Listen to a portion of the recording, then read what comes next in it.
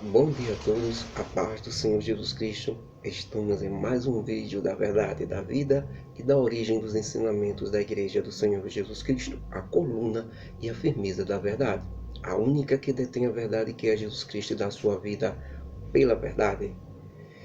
Em nosso último estudo, irmãos, estudo de hoje, é claro, nós vamos ver mais um pouco do encerramento do livro de Atos dos Apóstolos, que foi nosso último estudo. Também vamos ver o início da primeira carta do apóstolo Paulo na prisão em Roma, em sua prisão domiciliar. E a mensagem é que Deus nos abençoou com todas as bênçãos espirituais nos lugares celestiais, ou seja, nos céus. Bem, no nosso último vídeo, irmãos, desse nosso estudo da Igreja do Senhor Jesus Cristo, nós encerramos a carta do apóstolo Paulo. E agora Paulo está em sua prisão, passou em sua prisão ali na cidade de Roma, uma prisão domiciliar na sua casa, e depois de ter pregado para os judeus e eles não terem não aceitado o Senhor Jesus Cristo, nem aceitado o Evangelho, Paulo agora passa 2 anos ali esperando o seu julgamento diante do imperador. Neste período, ele escreve suas cartas aos irmãos de algumas cidades. São conhecidos como cartas da prisão, porque foi escrita enquanto ele estava preso em Roma. Bem, estamos em Roma, irmãos. Um grande incêndio de Roma teve início na noite do dia 18 de julho de 64 d.C., afetando 10 das 14 zonas da antiga cidade de Roma, 3 das quais foram completamente destruídas. O fogo alastrou-se rapidamente pelas áreas mais densamente povoadas da cidade, com as suas ruelas sinuosas. O fato de a maioria dos romanos viverem em ínsulas, edifícios altamente inflamáveis devido à sua estrutura de madeira de 3, 4 ou até 5 andares, ajudou a propagação do fogo se alastrando cada vez mais. E assim, o incêndio prolongou-se por 6 dias seguidos, até que pudesse ser controlado, mas por pouco tempo, já que houve focos de reacendimento que fizeram o incêndio durar por mais 3 dias. O antigo templo de Júpiter Estator e o lar das Virgens Vestais foram completamente destruídos, bem como 2/3 da antiga cidade. Existem várias versões sobre a causa do incêndio. A versão mais contada é a de que os moradores que habitavam nas construções de madeira usavam do fogo para se aquecer e se alimentar, e por algum acidente o fogo se alastrou. Para piorar a situação, os ventos fortes arrastaram fogo pela cidade. Outra versão famosa é a de que o imperador Nero teria ordenado o incêndio com o propósito de construir um complexo palaciano, já que o Senado romano havia indeferido ou proibido o pedido de desapropriação daquela área ali em que o fogo começou, que iria construir a sua obra, o imperador Nero. Ainda a verdadeira das versões, que nós consideramos como a verdadeira, é a que o imperador Nero, Cláudio Druzio Nero César, ele provocou o incêndio para inspirar-se poeticamente e poder produzir um poema como Homero, ao descrever o incêndio da grande cidade de Troia. Ele queria fazer o mesmo. Segundo algumas fontes, enquanto o fogo consumia a cidade, Nero contemplava o cenário tocando com a sua lira ou harpa de música. Esta cena é retratada no romance Quo Vadis. Mas a população de Roma se revoltou contra quem cometeu o incêndio, e o imperador, se vendo acuado pela multidão, resolveu lançar a culpa sobre os chamados cristãos. Assim, Nero lança uma das mais sangrentas perseguições contra a Igreja do Senhor, que eram chamados de cristãos na época. E o nosso último estudo da verdade, da vida e da origem dos ensinamentos da Igreja do Senhor Jesus Cristo, nós vimos o apóstolo Paulo em sua prisão domiciliar ali na cidade de Roma, no Império Romano, chamada de Roma, com os soldados romanos levigianos. Ele chama todos os líderes do povo judeu ali em Roma para uma conversa em sua casa. Já havia passado este incêndio, irmãos. A perseguição era grande sobre os cristãos e Paulo aguardava julgamento. No dia marcado, irmãos, os principais líderes judeus da religião judaica do povo judeu que morava em Roma foram até a casa de Paulo para ouvir suas explicações a respeito do movimento que eles mesmos deram o nome de cristãos, que quer dizer seguidores do Mestre Jesus Cristo, mas que na realidade ele chamava os cristãos de seita religiosa, Já os apóstolos, os irmãos, Jesus Cristo e Deus sempre chamou seu povo de igreja ou santos, não porque eles fizessem milagres, mas porque eles se consertavam dos seus erros, seguindo os ensinamentos e conselhos de Jesus Cristo.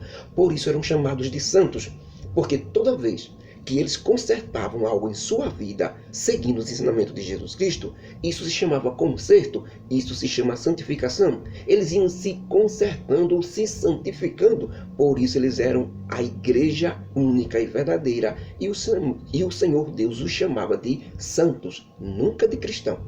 Todas as outras instituições religiosas que têm nome são religiões, seitas. A igreja não tem nome, o nome dela é igreja. Já o significado de uma seita para todas as pessoas no mundo é um grupo de pessoas que se desviou de uma religião. Ou seja, os cristãos eram considerados traidores ou seita porque se desviaram da religião judaica, que diziam que seguia a lei de Moisés.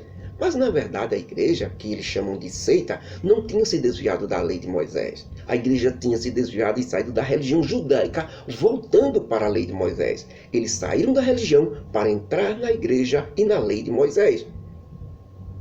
Mas através da igreja que Jesus Cristo fundou, foi que eles entraram na lei de Moisés. A igreja é a única no mundo que segue fielmente a lei de Moisés, porque a lei de Moisés termina onde começa Jesus Cristo e o seu evangelho. A lei de Moisés está dentro do Evangelho, está dentro de Jesus Cristo. Quem segue o Evangelho de Jesus Cristo automaticamente está cumprindo a lei de Moisés. Quem não segue Jesus Cristo e o seu Evangelho não está cumprindo a lei de Moisés e está condenado. Agora, o Senhor Deus Todo-Poderoso sempre chamou o seu povo de igreja ou santos. Já o nome cristão não tem nada a ver com Deus. Nem foi Deus que mandou chamá-los assim. Deus sempre chama de igreja ou santos. Não porque alguém faça milagre. Não. Só quem faz milagre é Jesus Cristo. Quando alguém pede um milagre e acontece, não foi a pessoa que pediu que teve o poder de fazer o milagre. Como Pedro, por exemplo, que pedisse ao homem, levanta-te. E ele levantou, paralítico lá no templo, na Porta Formosa. Não. Foi Jesus Cristo que fez. Quando Pedro pede, ele pede em nome de Jesus Cristo. Não é a pessoa que está fazendo milagre, mas é Jesus Cristo que está fazendo. Somente quem faz milagre é Jesus Cristo. Nem Pedro, nem Tiago, nem João, nem Maria, nem José, seja quem for, nenhum faz milagre, nenhum tem poder de fazer milagre. Somente Jesus Cristo. Agora, Jesus Cristo faz através dessa pessoa. Através de Pedro, através de Tiago, através de João, através de qualquer seguidor dele que esteja em contato com ele. Mas o milagre quem faz é Jesus Cristo. Então, irmãos, por isso eles eram chamados de santos e igreja, porque eles se consertavam das coisas erradas, seguindo os ensinamentos de Jesus Cristo. Isso é se santificar, isso é se tornar santo. Deus também chama seu povo de igreja, que significa eclesia, ou seja, tirados de dentro para fora, cujo significado final é pessoas que saíram de ensinos de religiões, da sociedade, do ensino de culturas, do ensino de modo de vida do mundo, do ensino de todas as religiões, saiu de tudo isso para entrar na igreja do Senhor Jesus Cristo, formada pelo próprio Senhor Jesus Cristo. Isso se chama igreja, eclesia, porque a igreja não é a instituição religiosa ou templo construído, ou a religião, ou a denominação evangélica, ou a organização religiosa, não. A igreja são as pessoas, os indivíduos, os seguidores verdadeiros de Jesus Cristo. É um organismo vivo que anda, fala, come, conversa e se movimenta. A igreja é viva porque são as pessoas e não a instituição religiosa. Isso é religião. Denominação evangélica, isso é religião. A igreja é viva, ela vive. Somos nós que decidimos humildemente seguir os ensinos de Jesus Cristo e nos consertar, porque temos muitos erros para consertar. Por isso Jesus Cristo disse, eu fundarei a minha igreja e as portas do inferno não prevalecerão contra ela. Ou seja, as portas do inferno sempre prevalecem contra denominações evangélicas, contra religiões, contra instituições religiosas, mas nunca, eu disse nunca, o inferno prevalece contra a igreja, porque ela é formada pelas pessoas que são sinceras em seguir Jesus Cristo. Podem ter falhas, como acontece, mas esse é o segredo do inferno não prevalecer. Elas são sinceras, elas se consertam na hora, seguindo os conselhos e os ensinamentos de Jesus. Elas, quando cometem suas falhas, elas se consertam. Por isso o inferno não prevalece. Não é porque sejam super-homens, não. É porque eles se consertam. Quando cometem o erro, eles reconhecem o erro e se consertam. Já as religiões, denominações, não. Elas têm seus erros e carregam seus erros até o fim. Esta é a diferença de denominação, de religião para a verdadeira igreja. Porque o sangue de Jesus Cristo perdoa todas as nossas falhas quando reconhecemos e pedimos perdão por eles. A grande verdade é que Deus nunca chamou seu povo de cristãos. Cristão é o nome dado aos seguidores de Jesus Cristo pelos inimigos de Deus e de Jesus Cristo. Que fique bem claro que Deus não é responsável pelas atrocidades, animalias, desonestidades, pecados, mazelas que os cristãos, os que se dizem cristãos, as religiões cristãs cometeram durante todos esses séculos, usando o nome de Deus e o nome de Jesus Cristo. Cada um vai pagar caro pelas maldades que fizeram. Todas as religiões que se dizem cristãs e só fez o que não presta, vai pagar pelas suas iniquidades que cometeram. Deus não tem nada a ver com as maldades dos cristãos, porque Deus nunca formou cristãos. Deus só tem responsabilidade com a sua igreja, porque somente a igreja foi que ele fundou, os santos, a igreja somente. Cristão não tem nada a ver com Deus. E a igreja sempre escolheu morrer do que matar, ser machucado do que machucar, ser ferido do que ferir, perdoar em vez de odiar, amar em vez de destruir. Essa é a igreja. E a igreja é formada por pessoas, os seguidores de Jesus Cristo que se consertam, se amam e amam o próximo como a si mesmo. Quem segue Jesus Cristo de verdade não discrimina, não mata ninguém, nem machuca ninguém. Quem fez essa maldade dizendo que é cristã, fez por conta própria, porque é cristão mesmo. A igreja não faz, só faz pregar a verdade, o evangelho, doe quem doer. Ela morre, mas continua dizendo a verdade, certo? Mas nunca mata, nunca agride, nunca vai de encontro. Essa é a igreja verdadeira. Essas religiões e denominações, não. Nenhuma delas é a igreja, não. É instituição, é religião, é denominação evangélica. Igreja nunca. A igreja são as pessoas. Pode estar dentro da denominação evangélica, como tem dentro das denominações os verdadeiros seguidores de Jesus Cristo. Mas a denominação não é igreja. Pega o nome de enxerido que são. Todas as religiões que pegam o nome igreja fulana de tal, igreja evangélica fulana de tal, pega esse nome igreja de enxerido que é. Isso era para ser religião mesmo, denominação, instituição religiosa. Igreja não. Aí já está a mentira, a primeira mentira. Quando bota o nome no título lá na frente, igreja evangélica fulana de tal, já está na mentira. Já não está com Deus. Porque está dizendo que aquilo ali é uma igreja, que não é. O templo, a organização é uma igreja, não é. Então já está a mentira, já começa aí. O negócio já não está com Deus. Mas dentro da denominação evangélica estão os verdadeiros seguidores. Ok? Então esses é que formam. Elas podem estar em qualquer parte do mundo, a igreja verdadeira. Porque elas não seguem a instituição religiosa. Elas têm caráter. Elas sabem que seguem o evangelho de Jesus Cristo. Porque se a denominação evangélica mandar elas fazerem uma coisa contra o evangelho, elas não fazem. Porque elas são igreja. Ok? Então, ela prefere matar do que morrer. Ela prefere morrer do que matar.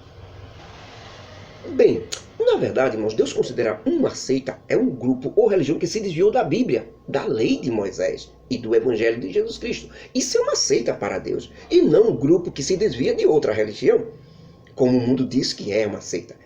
Para Deus, todas as religiões, todas as instituições religiosas, todas as organizações religiosas, todas as denominações evangélicas, todo o sistema de credo que não está, vejam bem, denominações evangélicas, sistemas de credos que não está seguindo o evangelho dos ensinamentos de Jesus Cristo rigidamente, são considerados seitas por Deus. Não importa se elas são centenárias, se elas são sérias, se o mundo respeita há muitos anos, ela não importa. Se não seguir o evangelho de Jesus Cristo como ele ensinou, são consideradas seitas por Deus. Ok? Não importa se elas andam dentro da lei estabelecida pelo governo local. Tudo o que importa é se ela pratica os ensinos, somente os ensinamentos de Jesus Cristo. Se não fizeram isso, com certeza estão condenadas. E era justamente nessa situação que estavam os líderes judeus religiosos diante de Paulo, na casa dele, ali na cidade de Roma, para ouvir ele.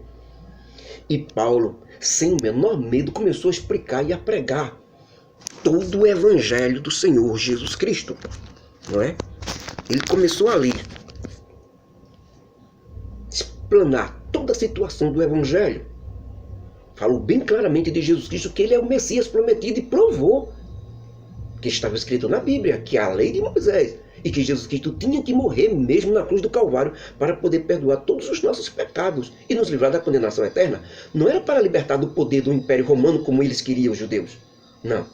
Era para libertar do poder do pecado, de Satanás, para nos dar a vida eterna. Só que os judeus queriam ser libertos era do poder do Império Romano. Não estavam nem ligando para a maior prisão de todas, que é da alma.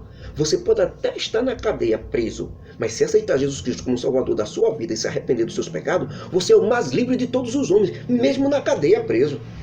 E se você está por aí andando, por aí com toda a liberdade, mas não aceitou Jesus Cristo como Salvador da sua vida, não decidiu segui-lo e obedecer, você está com a alma presa por Satanás nos pecados. Você não se livrou deles. E isso é a maior prisão que todos os seres humanos podem estar, mesmo estando livre materialmente falando e andando por aí.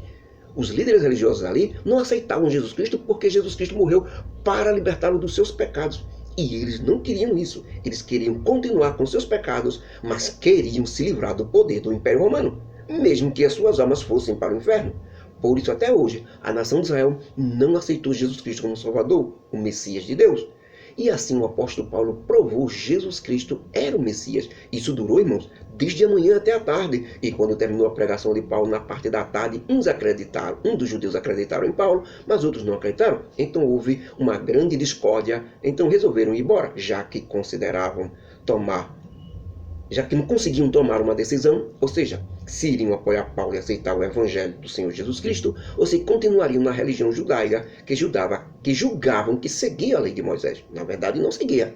Bom, e antes de saírem, Paulo diz para todos eles assim: agora, irmãos, eu vejo que o que está escrito na Bíblia é verdade, aquilo que o profeta Isaías profetizou há milhares de anos atrás. E está escrito na Bíblia exatamente como está acontecendo no dia de hoje. Deus dizendo que mandaria o Messias para o povo e o povo não aceitaria o Messias que Deus mandou, porque eles querem o Messias do jeito dele.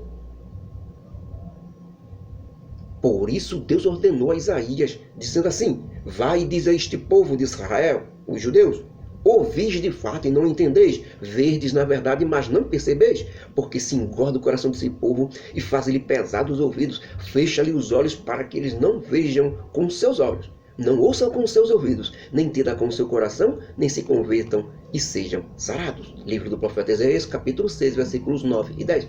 Então, irmãos, o que Paulo está querendo dizer àquele povo judeu ali é o seguinte: Paulo diz que Deus disse que vocês ouviriam, como escutaram hoje eu falando sobre o Evangelho, sobre o Senhor Jesus Cristo, porque vocês não querem, mas vocês não aceitariam o Messias, porque vocês não querem ser libertos dos pecados, querem ser libertos do poder romano, do Império Romano, que domina a nação de Israel. E vocês verão ele, ou seja, verão o Messias, que é Jesus Cristo, com todos os sinais e maravilhas que ele praticou. Isso aconteceu lá em Jerusalém. Mas mesmo com essas provas de Jesus Cristo, que nenhum homem, desde o mundo até agora fez, que foi levantar paralítico, curar cego, essas provas, mesmo assim, não aceitaram o Messias prometido a vocês. Porque o coração de vocês se endurece a cada dia pela religião judaica. Dessa forma, vocês ouvirão com os ouvidos, mas ouvirão a pulso, porque é o jeito, mas não querem nada com o Evangelho. E fecharão os olhos para não reconhecer Jesus Cristo, porque amam a sua religião, mesmo sabendo que Jesus Cristo ensinou diferente da sua religião. Então nunca verão com os olhos Jesus Cristo, o verdadeiro Messias. Nunca com os ouvidos ouvirão Jesus Cristo, o verdadeiro Messias, porque não quiseram o Espírito Santo que ele derramou sobre o seu povo, a igreja. E muito menos de coração vocês conseguirão entender tudo isso, que é as almas de vocês que estão em jogo, e não a libertação do poder do Império Romano. E quando finalmente perceberem que precisam do sangue de Jesus Cristo para serem salvos, e assim se convertam, para que finalmente Deus possa curá-los da religião Então Paulo disse com muita autoridade: saibam todos vocês, líderes religiosos judeus, que esta salvação que vocês não aceitam agora, Deus está dando a todos que não são judeus em todo o mundo, e eles aceitarão. E quando Paulo disse tudo isso, eles partiram com muita confusão entre si, somente brigando, pois é isso que a religião faz: brigas, discórdias, desânimo, divisão. E Paulo, irmãos, ficou 2 anos inteiros na própria casa ali em Roma, que ele mesmo alugara, e recebia todos que chegavam com toda a liberdade, e pregava o evangelho, ensinava, doutrinava, e ele escreveu as suas cartas, encerrando assim o livro de Atos dos Apóstolos ali.